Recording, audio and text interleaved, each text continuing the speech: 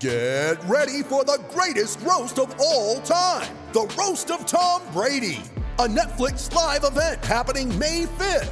Hosted by Kevin Hart, the 7-time world champion gets his cleats held to the fire by famous friends and frenemies on an unforgettable night where everything is fair game. Tune in on May 5th at 5 p.m. Pacific time for the Roast of Tom Brady, live only on Netflix.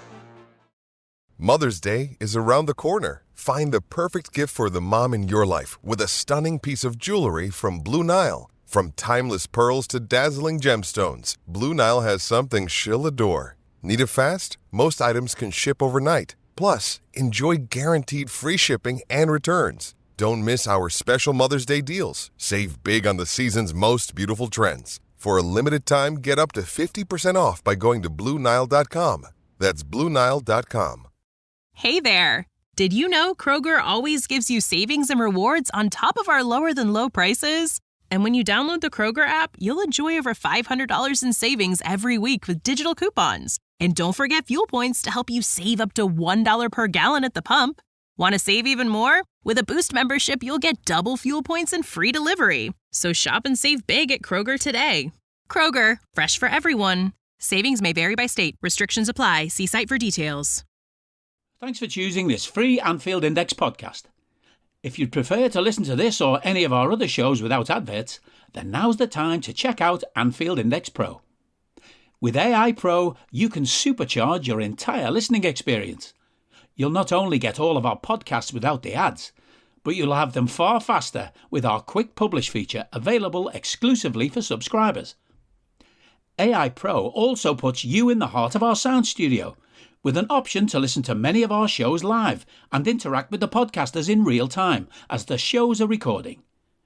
Upgrading couldn't be easier.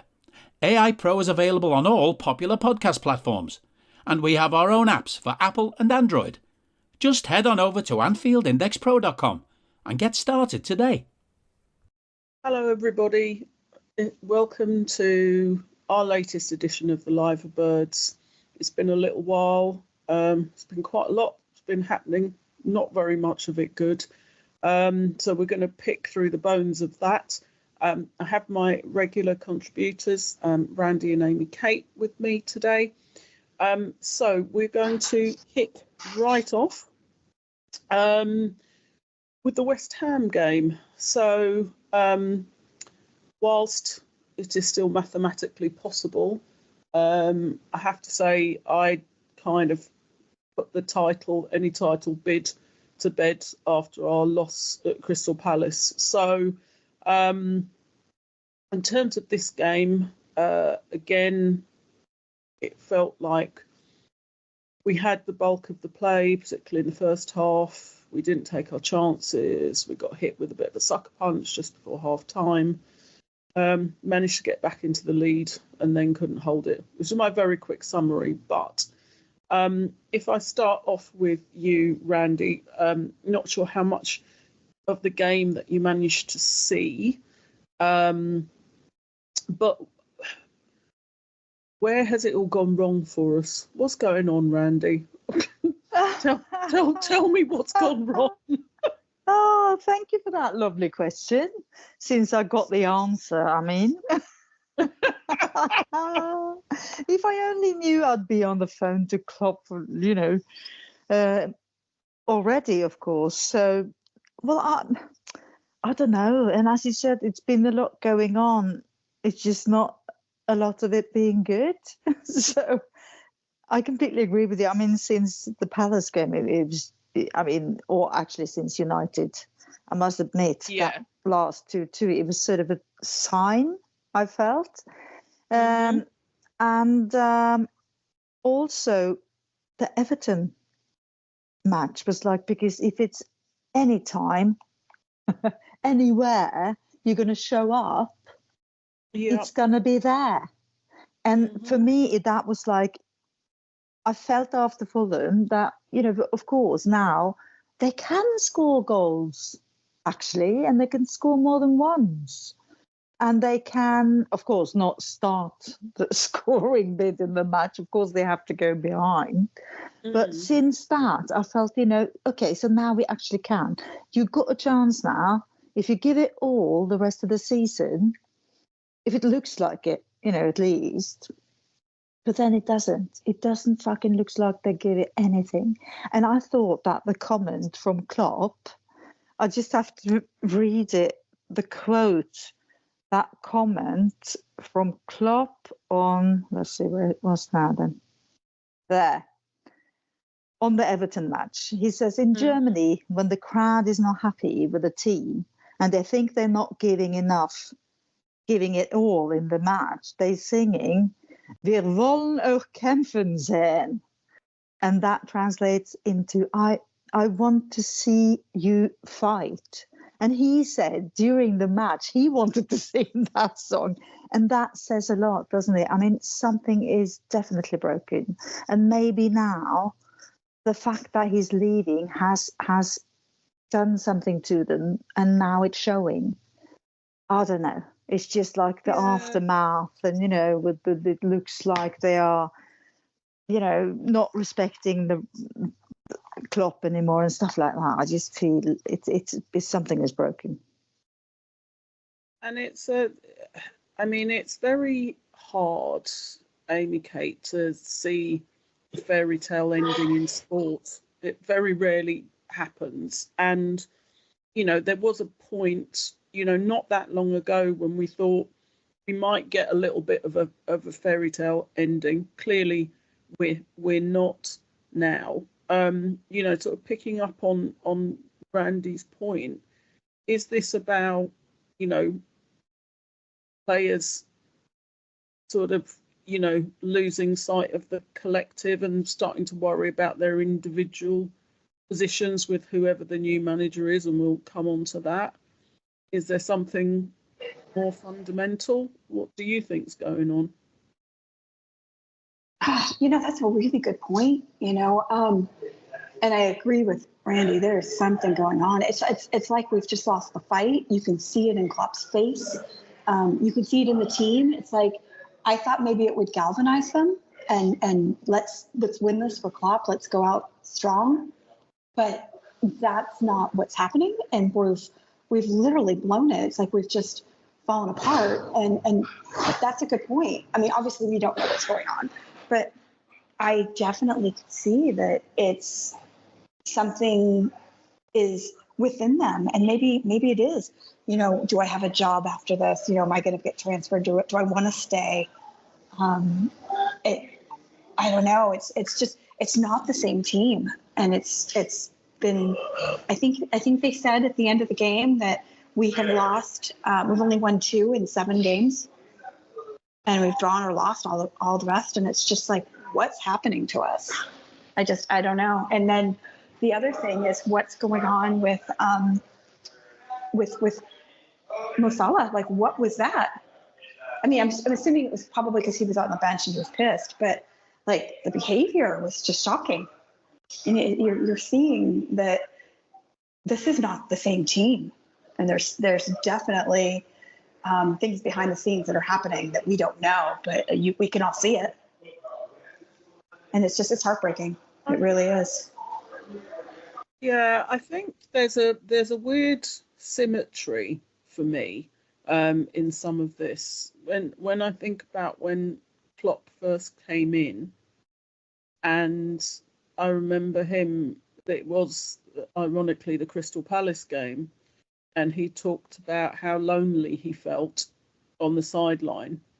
I think we lost 3-2 or something, and people started going, 10 or 15 minutes before the end of the game.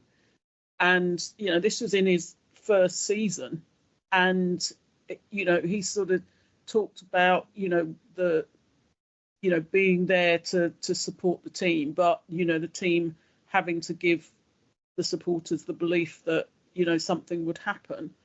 And it's kind of a weird full circle that, early in his tenure, we had, this thing with Crystal Palace, and then late in his tenure, the interesting thing for me is I think the vast majority of people did stay, but when we lost 1-0 to Crystal Palace, but I think slowly but surely the belief drained out of a lot of the people in the crowd.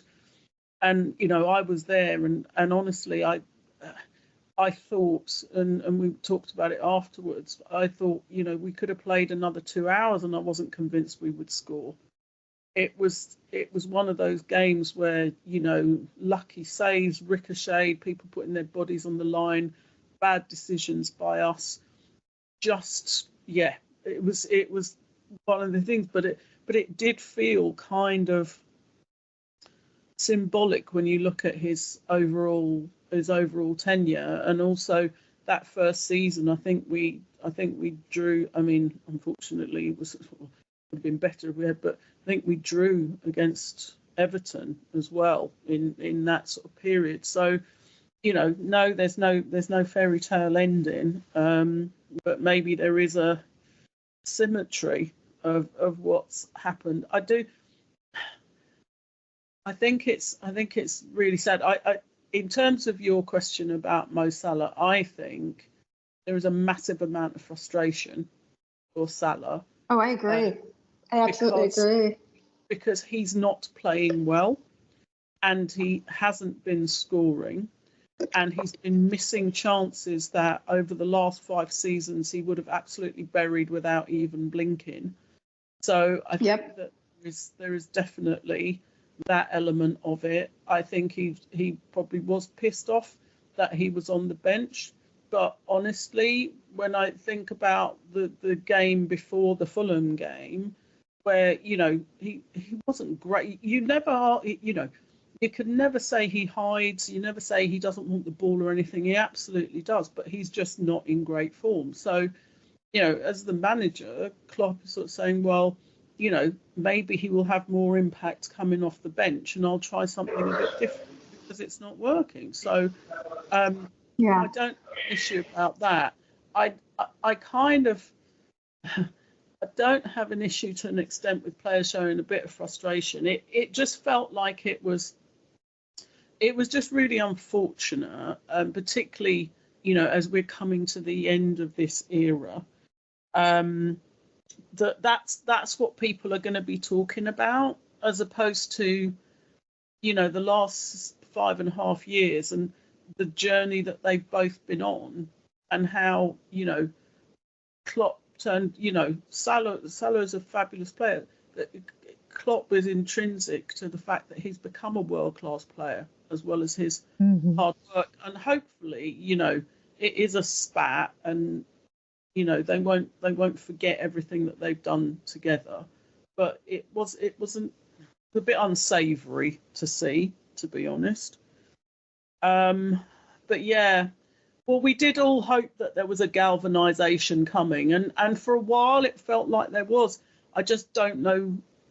That's a bit, I don't understand what. Hello, I'm here to annoy you. I'm here to annoy you into listening to more of me and more of others on EPL Index. We don't just have the Anfield Index stuff. We've got EPL Index as well, which covers the entirety of the Premier League. And we have 3 podcasts and a whole bunch of really good writing on EPLindex.com. The podcasts are my own Two-Footed podcast, which is every day at 4 p.m, Monday through Friday, covering the whole league. We have A Tad Predictable, hosted by Tadiwa. You know Tadiwa, he does Anfield Index. He presents A Tad Predictable before every Premier League match week. And then Kevin DeVries and his crew on the EPL Roundtable, they're every week after the Premier League match week. So make sure you listen to everything we're doing on EPL Index and follow us there on Twitter at EPL Index. Thank you. Bye-bye. There's just been such a collective drop-off that it feels very odd. Yeah, I don't, you know, we don't have the answers, I don't think, between us. I wish we did. But I'm trying really hard not to get into conspiracy theories, because I've seen all kinds of weird shit. Yeah. Social media. Yeah. Oh, there's plenty of them out there. So I don't, I really don't want to, delve into any of that stuff. I just think, people are really frustrated because that, things are not working out and you're coming to an end of an era. And I just think it's just making people fed up. So yeah, it's not good. And like you say, for Evertonians to beat us, to basically put the tin hat on our any title ambition we have and pretty much secure their safety, it's like all of their Christmases come at once. So, they won't be playing in Bramley Dock in the Championship then. It's mad. Oh my God. No, I know. So, I mean, there's been, just to sort of finish this off, and I'm sort of interested, Randy or Amy Kate, in your thing. There's also a couple of comments from Van Dijk, talking about, sort of, people not living up to their standards or their whatever, and it. Like I said, we generally do not do any washing of dirty linen in public, and it just feels, I don't know that this, like I said, there's just a weird vibe around the whole thing at the moment, and it's such a contrast to when, after the first announcement and most if not all of the players sort of coming out and sort of saying, we just, we need to focus on our job, we focus on we've all got targets, we're here as a team, and and all of the academy kids, kind of Klopp's the only manager they've ever known, and they're going, we want to do everything we can, to win it for the gaffer, and kind of here we are. So I can't work out what's happened in the intervening basis. But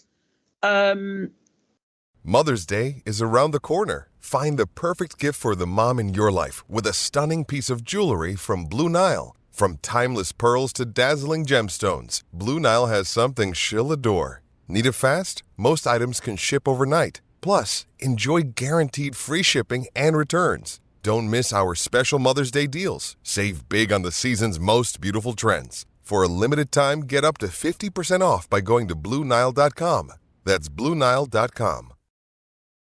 We are going to get a new manager, and it looks like it's going to be Mr. Arne Slot. I don't know if that's the right pronunciation or not. From Feyenoord. We'll have to learn. Yes. Yeah, somebody said we're going from Kloppo to Slotto. It doesn't sound good. No. I have heard a few little funny things about I hope he slots right in, just like, here we go. I know. How long do you think before the first, if we have a good win, that the first headline will be slot machine? Oh dear. You heard it here first. Oh yeah. I know. It's not good, It's not good. No, it's funny though. It's like a bad dad joke. Yeah, it really is. So one of my friends actually put a little bit on about this guy, and I thought it was quite interesting. So I'm just trying to find the article to sort of give you a little summary.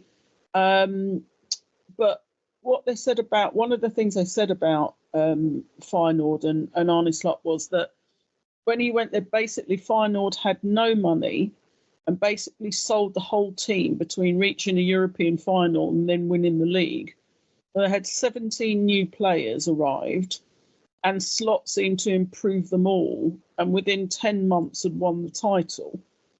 And he said, that's not just good management, that's remarkable. And that was from an article on the site that he writes for. And I thought, well, that's an interesting take, because we're obviously going to have a new structure. So Michael Edwards is back as, I don't know what his new title is, but he's sort of Football Operations Global or something. And then obviously we've got the guy who's come in from Bournemouth, and it looks like Slot will, as we sort of discussed on previous pods, Slot will be a head coach as opposed to a manager. But it sounds like he's used to working within, fairly sort of tight monetary restrictions, and also improving players. So if that's the model that we're going for, what do we think, Randy? Yeah, first of all, I mean, of course, very surprised, since we all thought it was going to be first Alonso and then Amorim, and then this Arne Slot comes in from the, straight in from the sideways and all here almost straight away. But that's typical Liverpool as well, though, isn't it? I mean, we usually don't hear it until it happens, and I kind of like that. But the thing about Arne Slot, I mean, in Norwegian, Arne is a very common name for a sort of very boring, a bit stupid man. So that's the number one. As in John Arne Riise. Exactly. There you go. And then he looks a bit like another guy just up the road that is not very good at managing or handling players, which is not good at all.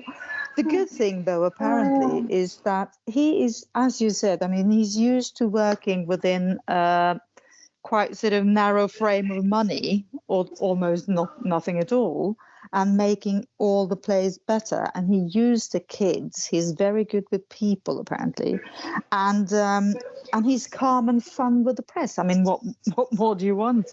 So he kind of looks like on the paper, if he didn't come from that league, we would all be excited, I'm sure. It's just that we've never heard of him, and that doesn't help, does it? But I've been watching a bit, lately, and you can see that they are actually, playing very good football. And we don't have to switch the whole team around to live up to a three in the back and stuff like that. But apparently he could give some players, we might be able to play with two at the top. So 4-2-3-1. And that might actually suit some of our players. Hello there. Have you ever found yourself getting ready to watch the Liverpool match? You've got your mates round, you've got your drinks, you've got your snacks, you're all set to go. It's going to be a good day. And then you find out, oh, the game's not actually being broadcast in your region. There's the heartbreak, there's rage, there's despair, there's fury. You're upset. You're looking for a solution. Well, we've teamed up with NordVPN to bring you a game-changing solution. That's right. With NordVPN, you can switch your virtual location to a country where the game's on live. It's like having a global ticket to sports, TV shows, and movies from all around the world. And here's the best part. If you go to nordvpn.com/Anfield Index, you'll score the best discount on your NordVPN plan. Plus, our link gives you 4 extra months free on the 2-year plan. And that's what we call a winning streak. And if you're sitting there and you're thinking, what if it's not for me? What if I don't like it? What if I'm not getting the use of it? Don't worry about it. There's a 30-day money-back guarantee, so it's totally risk-free. I've been using NordVPN to catch all the Liverpool matches and TV shows that I'd normally miss out on. It's totally transformed both my weekends and my TV watching. And not only that, not only does it give me access to stuff from all around the world with the click of a button, it keeps all my data safe. It means that the miscreants, the ne'er-do-wells, what my grandmother would have called scallywags, who lurk on the internet to try and steal your information can't get to your information. NordVPN keeps it safe for you. So don't let geo restrictions bounce you this season. Visit nordvpn.com/Anfield Index and make sure that you're in the game, no matter when or where it's being played. Remember, it's not just sports, it's your all-access pass to binge-worthy TV shows and blockbuster movies from all around the globe. NordVPN literally unlocks the world for you and keeps you safe from the world. So don't miss out. Head over to nordvpn.com/Anfield Index and let the fun and games begin. Yes. Yeah. It might. It might. I think we will see an evolution of the 4-3-3 that Klopp has been playing. I think we will definitely see that. I also think that there are going to be changes to our playing personnel over the off season. I don't know what it's going to look like. You know, we'll be going, we'll sell Salah and we'll do this and we'll do that. I genuinely have no idea. I mean, the fact is that if we do sell Salah, then, the fact is that will enable, significant reinvestment in the playing squad. But we do have a very young squad, outside of, you've got Robertson, you've got Van Dijk, you've got Salah, and probably, one or two up. I mean, Alisson, I think, is 30. But, Elliott's 21, Gakpo's 21, 22, Gravenberg's 21. It sort of take Endo out of it. Szoboszlai's 23, Callister's 24, Trent's 26. So, Konate's 23, etc., etc. And we forget, Joe Gomez is only 25, 26. Yeah. So the sort of the nucleus of that side is pretty young, and they've got, they have got a big, they've got a big ceiling that they can hit. But, when you look at Salah and potentially Van Dijk, those could be two people who don't start with us next season. I mean, I would be surprised if we lost both of them, if I'm honest. And I don't want to lose either, by the way. Let me be absolutely clear. No. But I'm trying to be realistic about stuff here.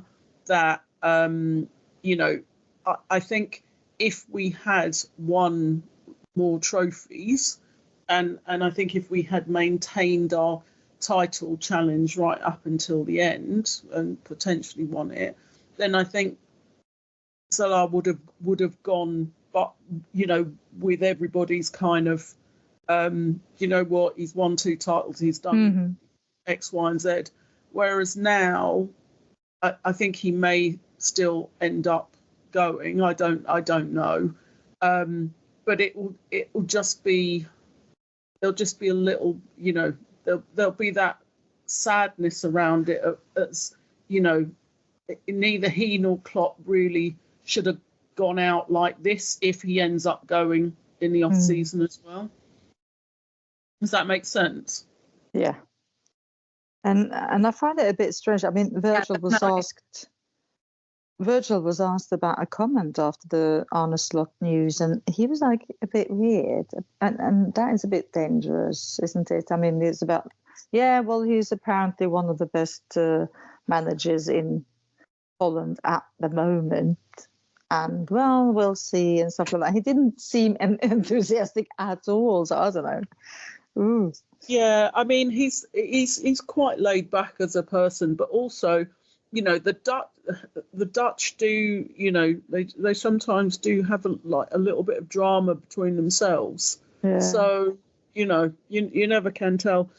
I mean, Amy Kate, what's your take on what looks like our new manager from Feyenoord? Well, so I have a Dutch friend who's actually a Feyenoord fan. And of course, when it got announced, I was waiting for the call. And Mark was like, I want to tell you about him because he knows, he lives in the United States, but he, follows his team. It's been his team since he was a kid. It's from where he's from. And there was a couple of things that I remember that just kind of stood out. And one of those things was the money. He's used to, and you had mentioned this, he's very used to being able to get the best out of players that weren't a whole lot of money. And he's very good with the budgets. And he said that the highest transfer fee was $35 million, which is kind of laughable considering what we're playing with, in the Premier League, even though Liverpool's not one of the highest, some of these other teams. So I think that's a good fit. And Edwards really is a stats guy and really kind of pays attention to those kind of things. So I think they'll get on really well. And he wants to be here. He's come out and said, I want to be the manager of Liverpool. And I think that's, one thing that really, he's gonna give it his all, and he's all in. And I think that's a positive thing. I don't know much about him except for what people are saying. I talked to a couple of other Dutch friends because, I'll be honest, I'd never heard of him before because I don't really pay attention to those leagues. But, he's not Klopp. How do you replace him? It's nearly impossible. But I'm excited to see what happens because Klopp is leaving, like it or not, and it is what it is. So, yeah. I think that I think they're definitely going for evolution rather than revolution. So I think he does. I don't watch the Dutch Eredivisie often, if at all.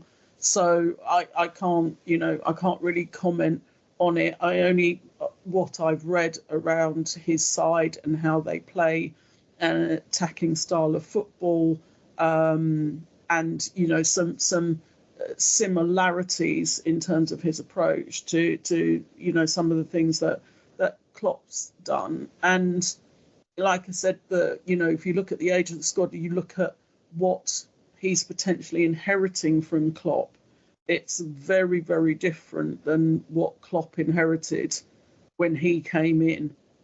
And I know, on anniversaries over the last few years, you've seen things on social media where they say, this was Klopp's first team, and you've got, Mignolet and Skirtle and Jay Spearing and I don't know. Anyway, a whole load of different. I think maybe Nathaniel Klein was in that team and whatever. So not terrible players, but when you look at where from those beginnings to where we got to, because we had I think Sturridge was playing and what have you. So there were some really good players in there, but it was a very mixed bag of talent is what I would say. And what the new manager is getting from Klopp is a very different